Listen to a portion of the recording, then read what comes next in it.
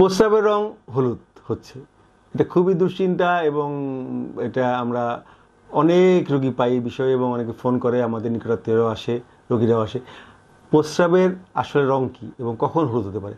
আসলে প্রস্রাবের রংটা কিন্তু কিছুটা হলুদই, যেটা হচ্ছে বলা হয় খড় ধোয়া পানি বা স্ট্র কালার। খড় যদি বৃষ্টিতে ধুয়ে যায় তাহলে যে রংটা হবে সেরকম হবে, কারণ শরীরে সমস্ত বিপাকীয় বজ্র পদার্থ প্রস্রাব দিয়েই তো বের হবে, কাজে প্রস্রাব তো সাদা হতে পারে না।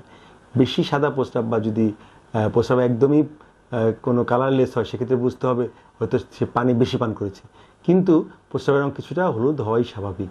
তবে হ্যাঁ, অবশ্যই আমাদের খেয়াল রাখতে হবে যে জন্ডিস হলে তো প্রস্রাব হলুদ হতেই পারে, আর যদি পানির শূন্যতা বা পানি কম খাওয়া হয় সেক্ষেত্রেও কিছু গাঢ় রঙের প্রস্রাব হতে পারে। আবার আমরা যেটা নিয়ে চিন্তা করি সেটা হচ্ছে হেমাচুরিয়া বা রক্তে প্রস্রাবে রক্ত যাওয়া, সেটাকে আমরা গুরুত্ব দিই বেশি এবং সেই বিষয়ে সতর্ক থাকতে হবে।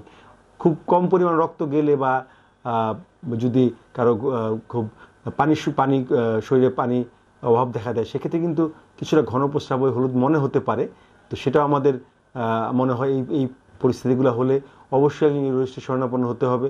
আমাদের হিস্ট্রি নিয়ে তার প্রস্রাব পরীক্ষা করে দেখে তার আরবিসি আছে নাকি বিলিরুবিন, তার রক্তে বিলিরুবিনের মাত্রা কত সেগুলো দেখে, এবং প্রস্রাব ইনফেকশন আছে কিনা সেগুলো দেখে আমাদের ব্যবস্থা নিতে হবে এবং এক্ষেত্রে সময় মতো নিউরোলজিস্টের শরণাপন্ন হওয়া প্রয়োজন।